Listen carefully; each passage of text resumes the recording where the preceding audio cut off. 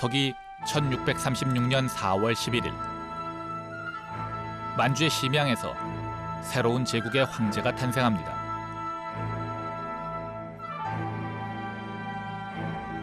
그의 이름은 홍타이지. 만주족이 세운 후금의 두 번째 군주였던 그는 이제 대청제국의 첫 번째 황제가 된 것입니다. 그가 정복한 모든 만주족과 몽골족, 그리고 항복한 한족의 관료들이 그에게 충성을 맹세합니다. 그런데 모든 대신들과 사신들이 황제에게 절을 올리는 그 순간, 절을 올리기는커녕 뻣뻣하게 서 있는 두 사람이 있었습니다. 바로 조선의 사신 나덕헌과 이화기였습니다.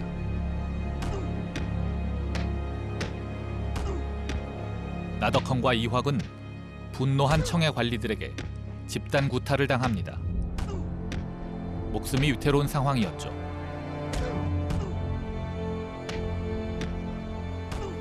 다행히 홍타이지는 이들을 살려주고 조선으로 돌려보냅니다.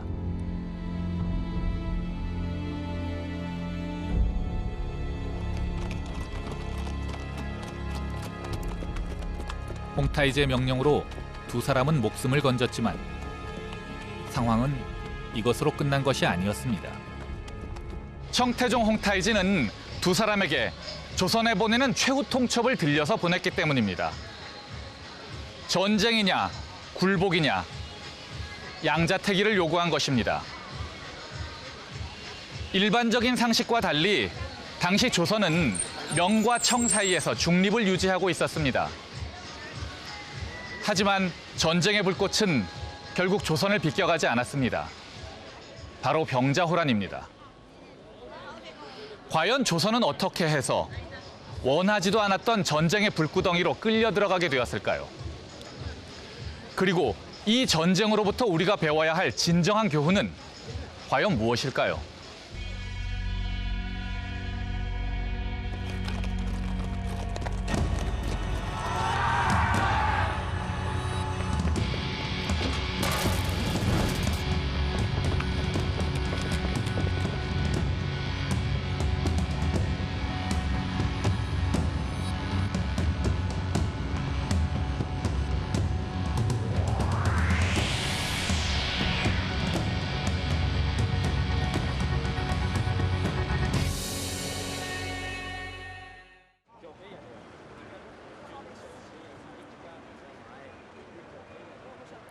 중국 요녕성의 성도이자 만주 지역의 중심지인 심양에는 청나라의 첫 번째 황궁인 심양고궁이 자리 잡고 있습니다.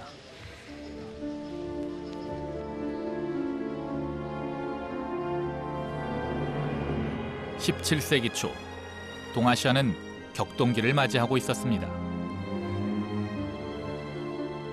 청의 건국자인 누르하치는 1619년 사르후 전투에서 명군을 격파함으로써 역사에 자신의 존재를 드러냈습니다.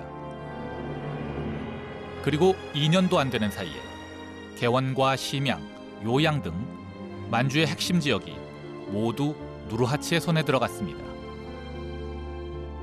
또 한 차례 패권 교체기가 다가오고 있었던 것입니다. 하지만 명나라도 그리 호락호락하지는 않았습니다. 1626년 중원 진출을 위해 대군을 동원했던 누르하치는 영원성 전투에서 패배하고 그 후유증으로 사망하고 맙니다. 비록 노쇠했지만 300년 가까이 동아시아의 패자로 군림했던 제국의 힘은 결코 만만치 않았던 것입니다. 따라서 누르하치의 뒤를 이어주기 한 이대 군주 홍타이지로서는 이 노제국의 저력을 어떻게 극복할 것인가가 당면한 문제였습니다.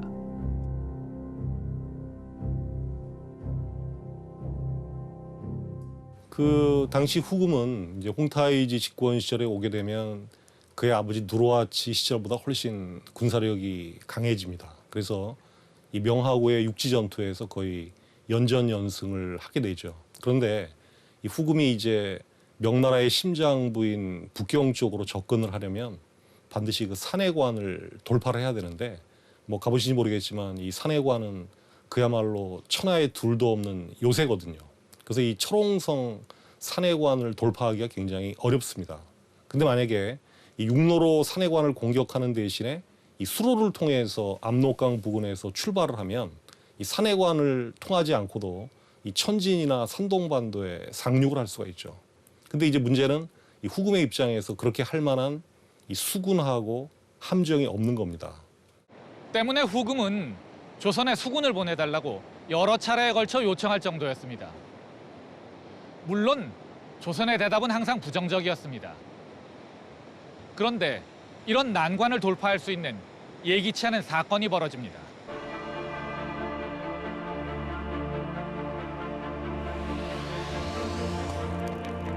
(1632년) 명나라의 수군 기지인 등주에서 공유덕과 경중명이라는 수군 장수들이 반란을 일으킨 것입니다.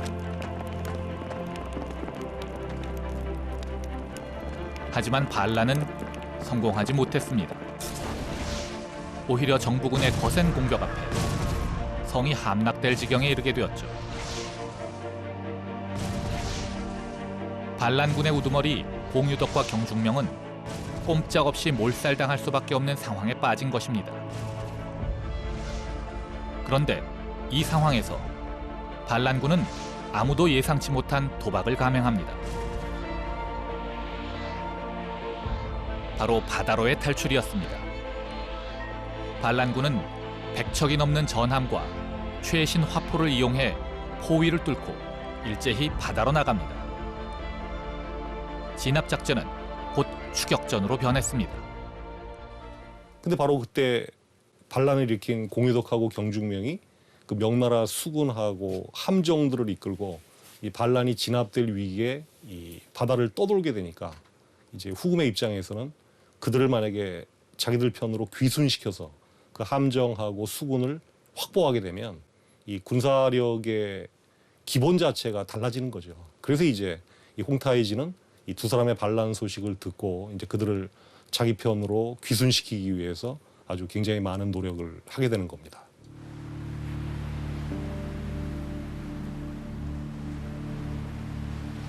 홍타이지는 명나라 등주의 수군이 반란을 일으키고 도망쳤다는 소식을 듣고 곧장 이들을 포섭하기 위해 한인 관료였던 법문정을 보냅니다.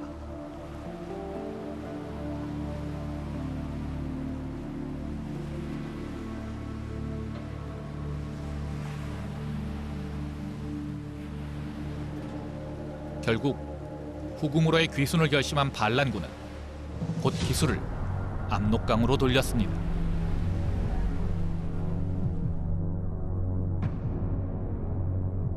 수군이 전무한 상태였던 후금의 영토로 진입하려면 압록강을 통과해야만 했기 때문이죠. 반란군이 후금으로 향하자 명나라 조정에는 비상이 걸렸습니다. 뭐 당시로서는 엄청나게 심각한 사안이죠. 그 홍타이지가 등장한 이후로 여전히 후금의 군사력이 계속 강해집니다. 유일하게 믿고 있는 거는 아까 말씀드린 산해관 아닙니까? 근데 이제 이 산해관은 철옹성이지만 홍타이지가 만약에 산해관을 우회할 수 있는 해군이나 이 함정을 보유하게 되면 이 산해관이 의미가 없어지는 거죠. 이제 아까 말씀드린 것처럼 압록강에서 수로를 타고 이 천진이나 혹은 산동성의 등주 쪽에 상륙을 해서 바로 북경을 공략할 수 있게 되니까 이 후금 홍타이지가 이 수군하고 함정을 갖는다라고 하는 것은 이 명나라의 안보 자체가 근본적으로 무너지는 아주 결정적인 그런 계기가 되는 겁니다. 명나라 조정은 곧장 조선 정부에 지원을 요청합니다. 명나라의 내부 문제였던 공유덕과 경중명의 반란이 이제는 국제 문제로 비화한 것입니다. 그런데 내부 문제가 복잡하기는 당시의 조선 정부도 마찬가지였습니다. 17세기 초의 조선은 반란과 쿠데타로 혼란이 끊이지 않는 상태였기 때문입니다.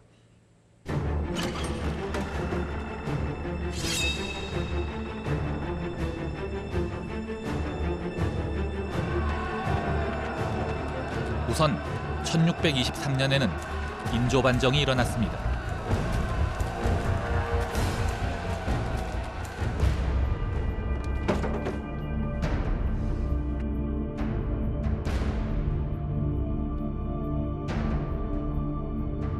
광해군이 옥좌에서 쫓겨나고 조카인 인조가 왕위에 올랐죠.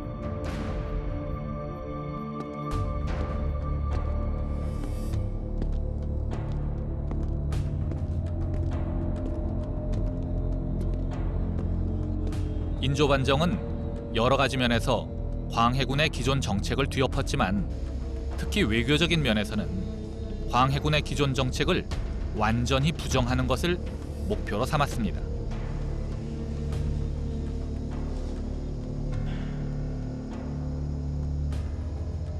인조 정권은 광해군에 대한 정변을 통해서 등장하면서 정권의 정통성을 확보하기 위해서 대명사들을 내세웠고 또 정권의 정통성을 그 명나라로부터의 승인에서 찾았기 때문에 그 숙명 배금에 대한 입장이 뚜렷했던 것은 사실입니다. 광해군의 중립외교 내지는 후금에 대한 실용주의적인 외교 정책을 뒷받침했던 박엽, 정준 이런 관료들이 인조 정권이 등장하면서 광해군이 명나라를 배신한 정책을 이들이 뒷받침했다고 해서 처형당하게 됩니다. 이른바 숙명 배금 정책이 시작된 것입니다. 광해군대의 중립 외교와는 반대되는 노선을 취한 것이죠.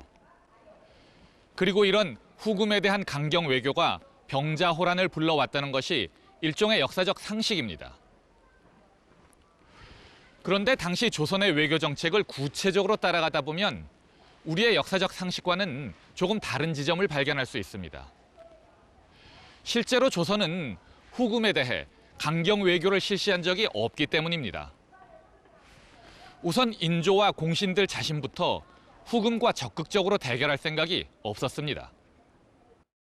만약 제대로 된 군사력이나 능력이 갖춰지지 않은 상황에서 막 떠오르고 있는 군사 강국인 후금과 실제로 배금 정책을 통해서 군사적 충돌이라도 벌이게 되면 잘못하면 어렵게 잡은 정권을 허무하게 날릴 수도 있는 거죠.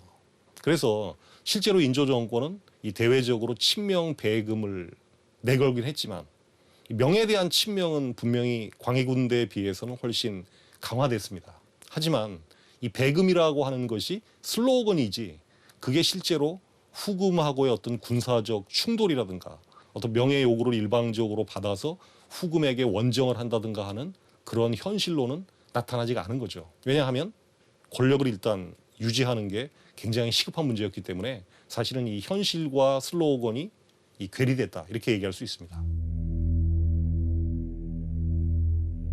결국 인조 정권의 숙명 배금은 어디까지나 자신들의 정치적 정당성을 확보하기 위한 슬로건에 불과했습니다.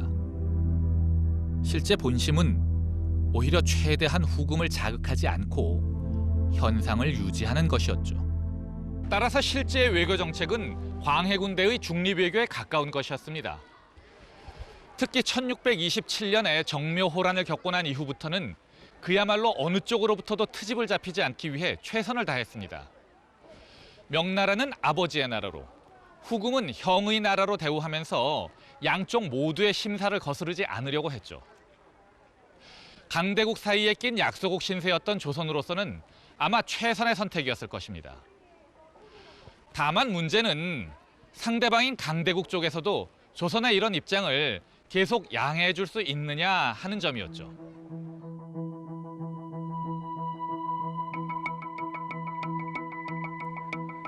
세상에 약소국의 중립을 좋아하는 강대국은 존재하지 않습니다. 힘센 자의 입장에 서면 내 편 아니면 다 잠재적인 적일 뿐이니까요. 두 차례에 걸친 세계대전 내내 전쟁의 참화에 휘말렸던 벨기에의 경우를 보면 그 사실은 너무나도 명확합니다. 유럽 대륙의 양대 강국인 독일과 프랑스 사이에 낀 약소국이었던 벨기에는 두 강대국의 틈바구니에서 살아남기 위해 1차 대전 때도 2차 대전 때도 중립을 선언했습니다. 하지만 결과는 참혹했습니다. 우선 1차 대전 때 독일은 아예 전쟁 전부터 벨기에를 통과해서 프랑스를 기습 공격할 계획을 세웠습니다. 이른바 슐리펜 계획입니다.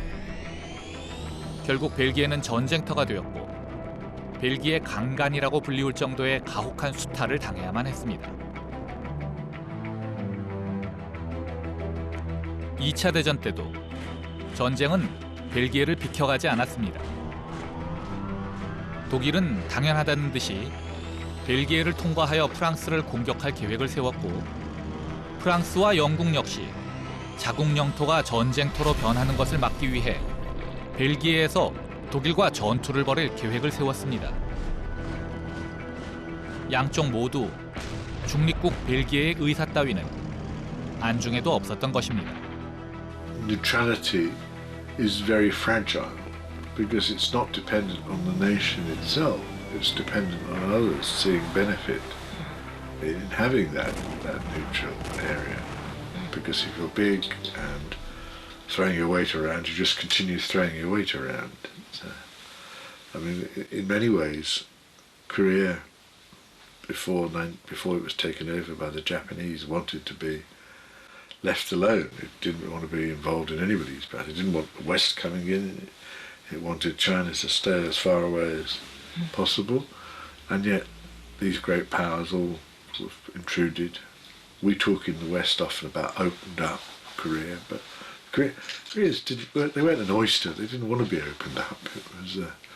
This was forced upon them. And that's how I fear that happens often to small countries, that they're forced to do things or they're treated in ways that they would prefer not to happen. 다시 한번 강조하지만 어떠한 강대국도 약소국의 중립의사 따위를 신경 써줄 아량은 가지고 있지 않습니다. 따라서 약소국이 중립을 유지하려면 강대국들끼리의 합의를 이끌어내거나 강대국에게 자신의 중립의사를 납득시킬 수 있을 정도의 힘을 가지고 있어야만 합니다. 교묘한 외교적 능력과 강력한 자기방어 능력이 필요한 것입니다. 과연 인조 정권은 이 두 가지를 다 가지고 있었을까요?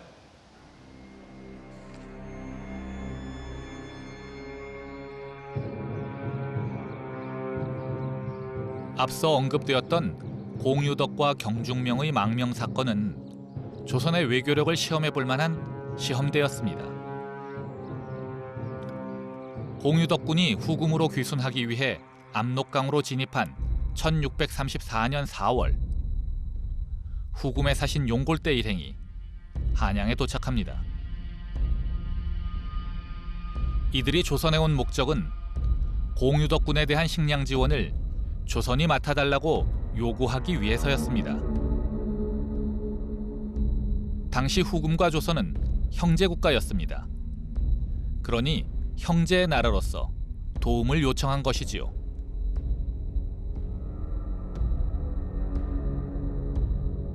조선 조정은 고민에 빠졌습니다.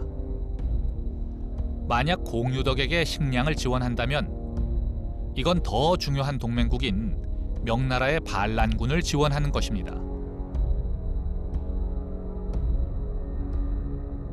공공연히 명나라의 반기를 드는 행위지요.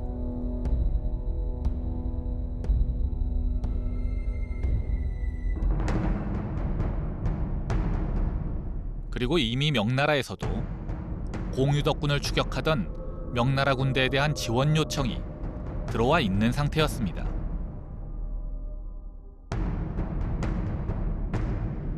이제 조선으로서도 자신이 어느 쪽 편인지를 확실히 밝힐 수밖에 없는 상황이 닥치고야 만 것입니다. 문제는 당시가 어떤 명청 교책이라고 하는 이 조선의 의지랑은 관계없는 이 조선 외부에서의 힘의 교체가 한반도에 엄청난 영향을 미치던 시점이기 때문에 인조가 친명배금을 취하든가 아니면 친명배금을 내세우면서도 현실 그 유지적인 현상 유지적인 정책을 취한다라고 하더라도 이 명과 후금의 대결 구도가 지속되게 되면 결국 조선은 어느 순간에는 이 명과 후금 사이의 한쪽을 선택할 수밖에 없는 기로로 내몰리게 되는 거죠.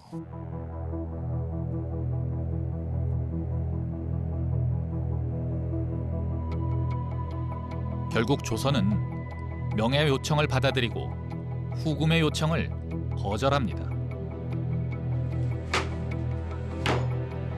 자신이 누구 편인지를 확실히 표명한 셈이지요. 심지어 임경업 휘하에 조청병들을 파병하여 공유덕군을 요격함으로써 스스로 명과 후금의 전쟁 한가운데 뛰어들기까지 했습니다.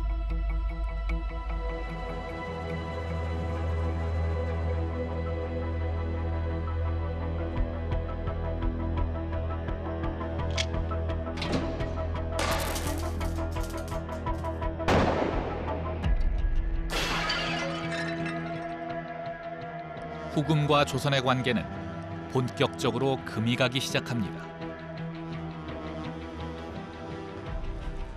조선군이 자신들에게 귀순하려는 공유덕군에게 총질을 해대자 후금은 격분합니다.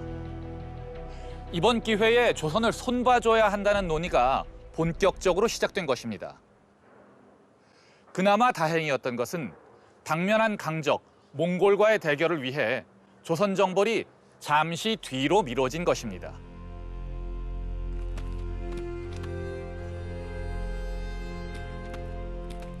조명연합군의 필사적인 저지 노력에도 불구하고 공유덕 휘하의 수군은 결국 후금으로의 귀순에 성공합니다. 홍타이지는 공유덕의 귀순을 하늘이 내린 선물이라며 크게 기뻐했습니다. 바다로부터도 명나라를 공격하는 것이 가능해졌으니까요. 이제 힘의 균형은 확실하게 후금 쪽으로 기울기 시작했습니다. 그리고 이로 인한 위기는 명나라만의 것이 아니었습니다. 우선 1633년 6월 만주에 남아있던 명나라의 마지막 보루 여순이 무너집니다.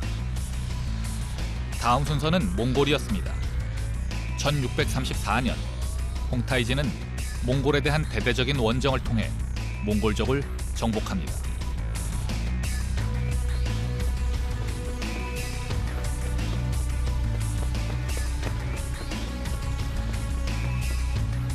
그리고 1635년 승리를 거듭하는 홍타이지에게 또 다른 행운이 찾아옵니다. 정복된 몽골 제국의 후예들이 대원 제국의 옥세를 바친 것입니다. 역사상 가장 넓은 영토를 확보했던 징기즈칸의 옥세가 홍타이지의 손에 들어온 것입니다. 거듭되는 성공에 한껏 고무된 홍타이지는 드디어 황제 즉위를 선포합니다.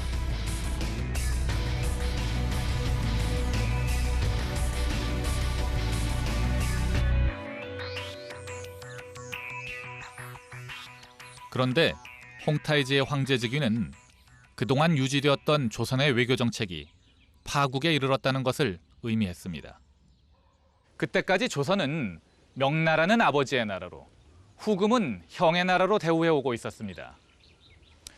비록 아버지와 형이 서로 싸우고 있어서 중간에서 입장이 좀 곤란하기는 했지만 어떻게든 꾸려갈 수는 있었죠. 하지만 홍타이지의 황제 즉위를 인정하게 되면 이건 아버지가 2명이 되는 것입니다. 도저히 용납할 수 없는 상황이죠. 아마 인조보다 먼저 중립외교를 실천했던 광해군이라 할지라도 이런 상황에서는 중립을 유지하기가 어려웠을 것입니다.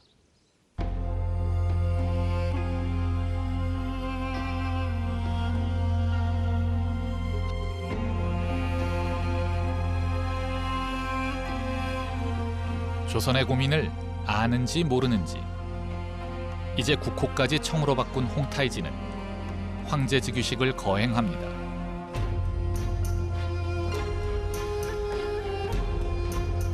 모든 만주족과 몽골족 그리고 항복한 명나라의 옛 신하들까지 새로운 황제에게 충성을 맹세했죠.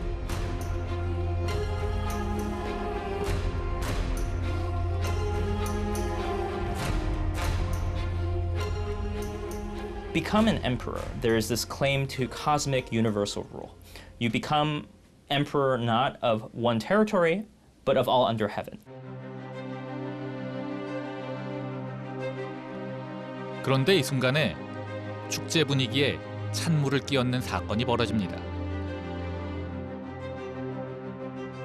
대담하게도 조선의 사신인 나덕헌과 이화근, 배례는커녕 끝까지 고개를 숙이지 않고 서 있었던 것입니다.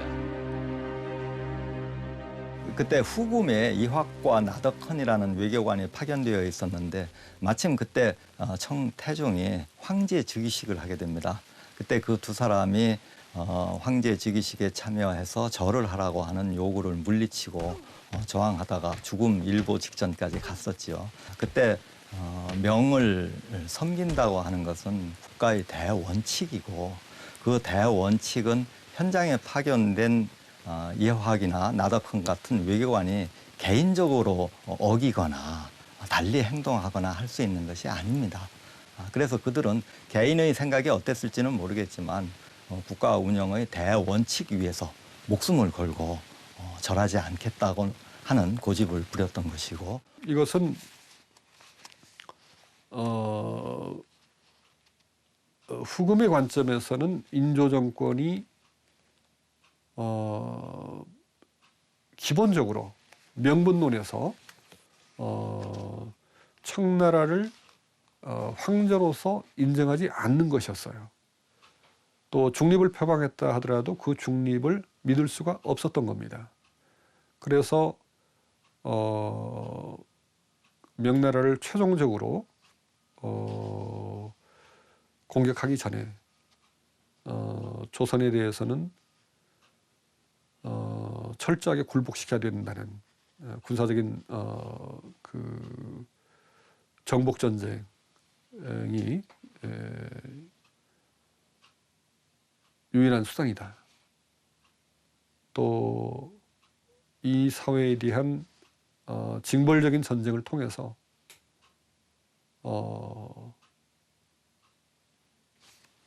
천하의 본보기를 보일 수밖에 없다라고 하는 인식을 가졌을 수 있죠. 다행히 홍타이지는 이들을 살려주고 조선으로 돌려보냅니다.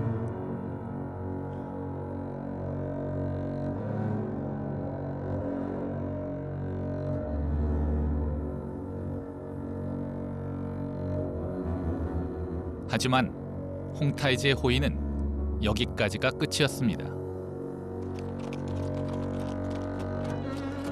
그들에게 전쟁이냐 굴복이냐 양자택일을 하라는 최후 통첩을 들려보냈기 때문입니다. 명나라와 청나라 사이에서 아슬아슬하게 균형을 유지하고 있던 조선의 외교 정책이 파탄에 이른 것입니다. 사실 강대국 사이에서 약소국이 중립을 유지하는 것은 매우 어려운 일입니다. 강대국들끼리의 사이가 평화로울 때나 가능한 것이죠. 강대국들끼리 결판을 내겠다고 나서면 약소국으로서는 별 뾰족한 수가 없습니다. 하지만 그렇다고 해서 아예 길이 없는 것은 아닙니다. 아니, 오히려 그런 순간일수록 최악의 상황을 면하기 위해 더욱 냉철해져야만 할 필요가 있습니다.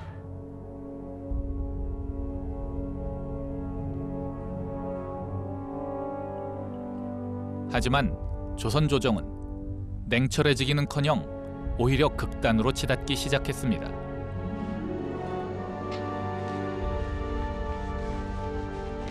치욕적인 국서를 그냥 받아왔다며 나덕헌과 이화를 죽여야 한다는 상소가 빗발치기 시작했습니다. 나덕현과 이화를 죽여야 하옵니다. 나덕현과 이화를 죽여야 합니다. 유나하여 주시옵소서. 죽여야 합니다. 죽여야 합니다.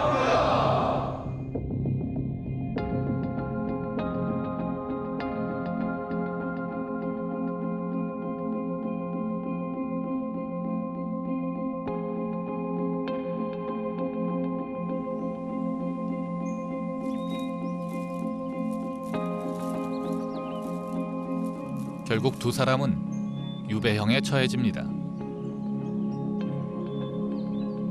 갑시다.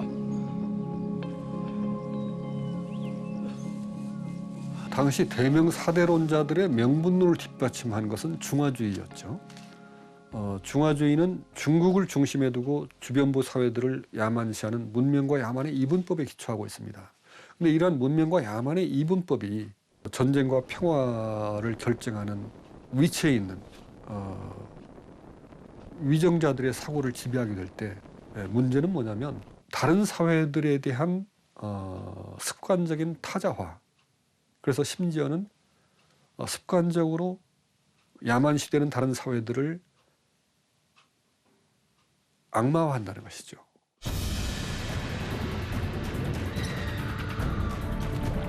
이 문명과 야만의 이분법이야말로 파국으로 치닫는 청나라와의 관계를 더욱 극단으로 몰아넣는 숨은 이유였습니다. 야만족인 청은 흉포하고 무식한 자들이므로 이들과 친하게 지내면 결국 우리도 개, 돼지 같은 금수가 될 것이라는 공포가 지배하고 있었던 것입니다.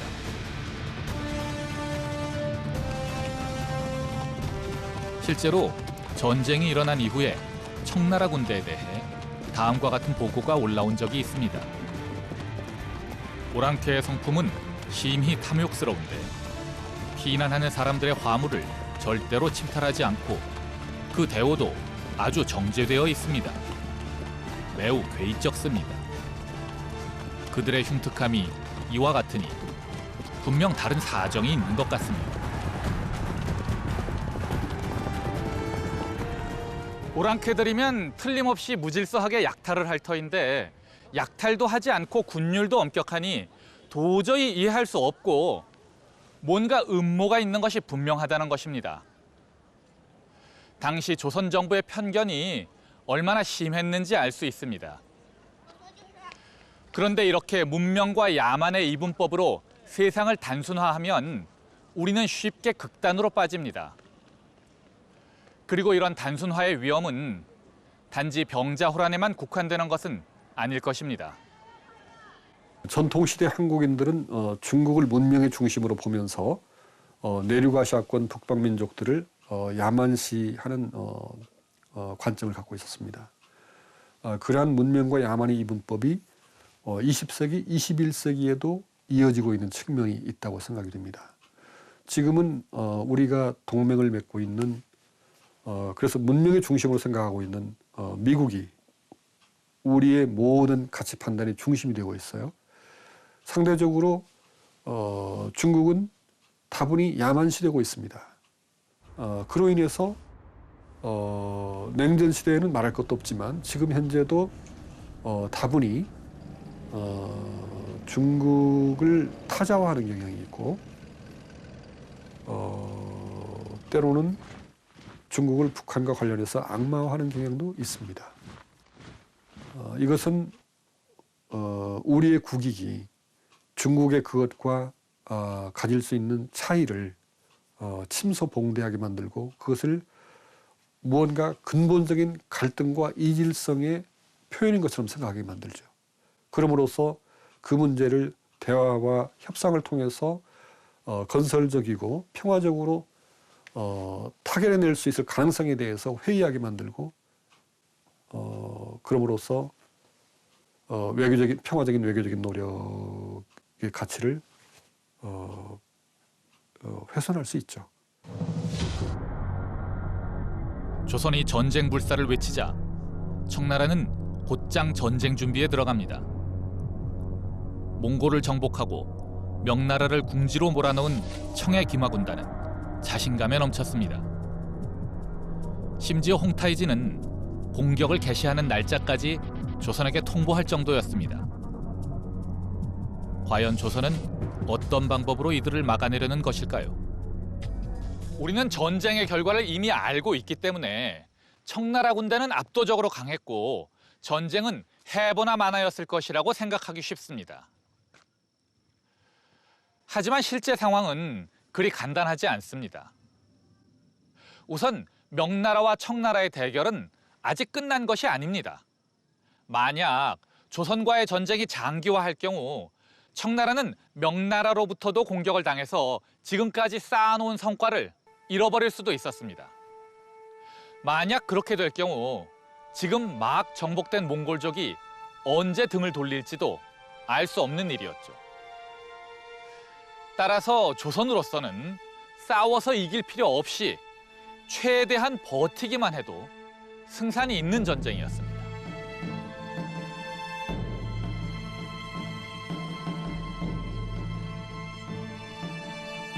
문제는 당시 조선이 그 정도라도 버틸 만한 힘이 있느냐는 것이었죠. 당시 조선은 임진왜란으로 파탄에 이른 국가 재정이 아직도 회복되지 않은 상태였습니다.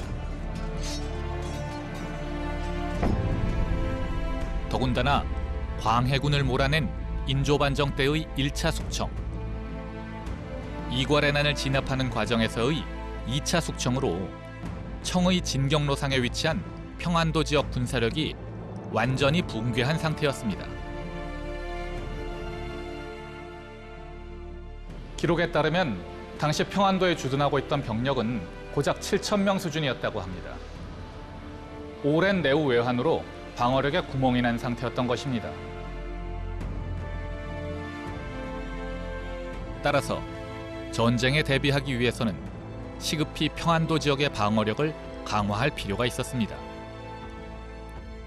이 때문에 진정한 척화파였던 부제학 정원은 모든 정예 병력을 압록강으로 차출하고 임금이 모범을 보여 개성까지 북상해서 전쟁에 대비해야 한다고 주장했습니다.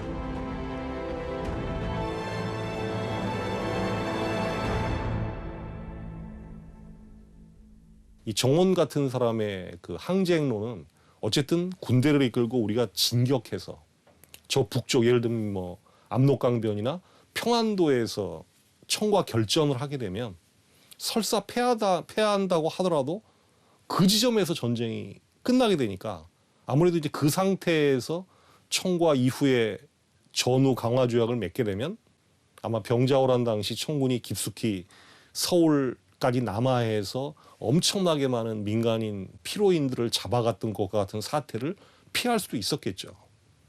바로 그런 면에서 이 정원 같은 사람의 주장은 이 척화파 가운데서도 비교적 상당히 당시로서는 의미가 있는 주장이다 이렇게 평가할 수 있습니다. 사실 정원과 윤황의 주장은 당연한 것입니다. 고려 초기 거란과의 전쟁 때도 성종이나 현종은 정예병을 최전방으로 파견하여 적을 요격하고 자신은 북상해서 군대를 독려했습니다. 정말로 싸울 생각이 있다면 너무나도 당연한 행동입니다.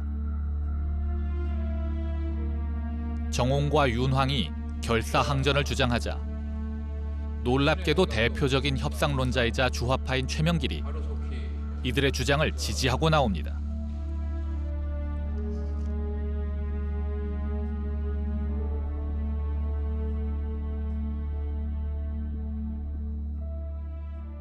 최명길은 무엇보다도 자기에게 주어진 의무를 다하고 그 의무를 위해서는 정말 목숨을 아끼지 않는 그런 입장을 취했죠. 그런 점에서 소신과 행동이 정확하게 일치한 정말 귀감이 되는 관인이었다고 생각을 합니다. 그래서 자기 생각과 달리 국가에서 싸운다라고 하는 그런 결정을 내릴 수도 있는 것이죠. 그래서 최명길은 만일 국가의 정책이 그런 식으로 확정된다면은 국왕이 더 적극적으로 전선으로 나아가서 싸울 준비를 해야 된다라고 하는 방책을 제시했던 거죠. 하지만 인조와 공신들의 반응은 전혀 달랐습니다. 인조는 정원의 주장에 대해 그대가 지나치게 염려하는 듯하다며 묵살했습니다. 특히 압록강에서의 결전을 주장하는 사간원의 젊은 관원들에 대해서는 연소한 대간들이 군사에 대해 아무것도 모르면서 망발을 하고 있다며 오히려 화를 냈습니다. 인조는 도대체 왜 이런 반응을 보인 것일까요? 당시 대부분 조정 신하들은 어떤 거를 기정사실처럼 받아들이고 있었냐면 청군이 쳐들어오면 이 조정과 신하들은 일단 강화도로 피신을 한다는 거죠. 그래서 강화도에서 장기간 이제 바다를 이제 방파제 삼아서 항전을 한다라고 하는 건데, 뭐 인조 입장에서는 사실 전체적인 대국을 자기가 아주 치밀하게 파악할 능력이 없는 상황에서는 아무래도 이 다수파의 의견에 쫓아갈 수밖에 없었겠죠. 그리고 이제 그런 입장에서 이 윤왕하고 정원의 주장은 비현실적인 것이다라고 생각했을 개연성이 높습니다. 인조와 공신들의 대책이란 마치 고려 무신 정권처럼 강화도로 들어가 숨는 것이 전부였던 셈입니다. 물에 약한 유목민의 특성만을 믿은 것이지요. 하지만 인조는 알고나 있었을까요? 청나라에는 3년 전에 귀순한 공유덕의 수군이 있었다는 것을 말입니다.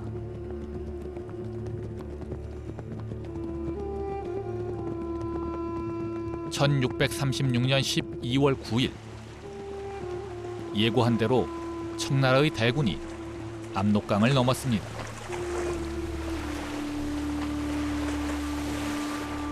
설마 했던 전쟁이 기어코 시작된 것입니다. 이 전쟁은 여러 가지 면에서 1018년의 거란 전쟁과 비교가 됩니다. 우선 침략군의 기본 전술이 완전히 동일했습니다. 한겨울인 12월에 압록강을 건넌 것도 똑같고, 속전속결을 추구해서 중간에 있는 성을 거치지 않고 수도인 개경과 한양으로 직행한 것도 똑같습니다. 하지만 결과는 완전히 달랐습니다.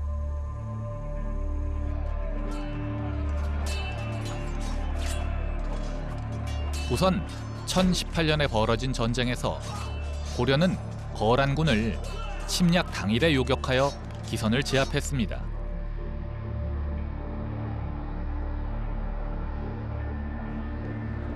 하지만 1636년의 청나라군은 아무런 저지도 없이 불과 5일 만에 한양으로 밀어닥칩니다. 무능의 결과는 이처럼 참혹했습니다.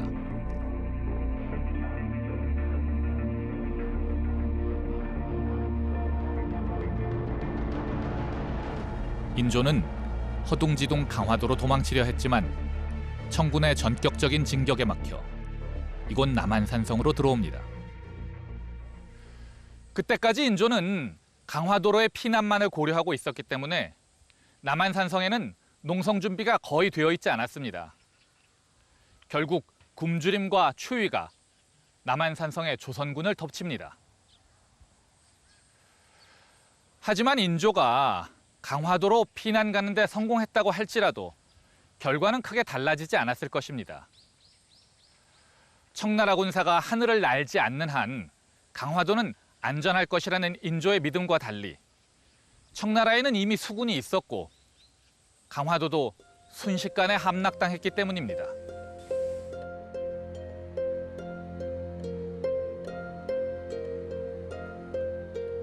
강화도까지 함락당했다는 소식에 모든 희망을 잃은 인조는 결국 항복을 결정합니다. 1637년 1월 30일 고려 이래 처음으로 국왕이 직접 항복의 예를 올렸습니다. 용포도 입지 못한 채 3번 절하고 9번 머리를 조아리는 치욕적인 의식을 치룬 것입니다.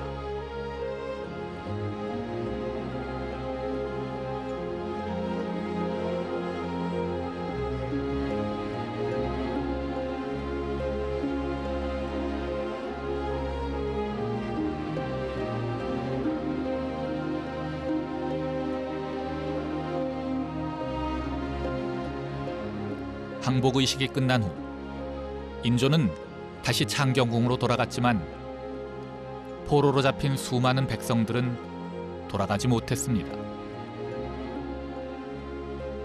궁으로 돌아가는 인조에게 포로가 된 백성들이 울부짖었습니다. 임금이시여, 우리 임금이시여, 우리를 버리고 가시나이까. 앞서 언급한 것처럼 인조 정권이 의도적으로 청과의 전쟁을 도발한 것은 아닙니다. 오히려 전쟁을 회피하기 위해 노력했죠. 명과 청 사이에서 나름대로 균형을 유지하기 위해 최선을 다했습니다. 하지만 막상 두 강대국 간의 대결이 막바지에 이르르고 선택의 폭이 좁아지자 오히려 외교적 노력을 포기하고 극단적인 대응으로 달려갔습니다. 전쟁을 결정하고 난 다음의 대응에는 더 문제가 많았습니다. 국가의 최고 지도자는 자신의 것을 전혀 포기하려고 하지 않았고 국가의 방어망은 구멍투성이었습니다. 강대국 사이에 낀 약소국이 가지고 있어야 할 가장 중요한 두 가지 덕목, 즉 교묘한 외교력과 강력한 자기방어 능력 중 어느 하나도 가지고 있지 않았던 것입니다. 병자호란의 비극 이후 400년이 지난 지금 또다시 두 강대국 사이에 낀 우리는 과연 이 두 가지를 가지고 있을까요?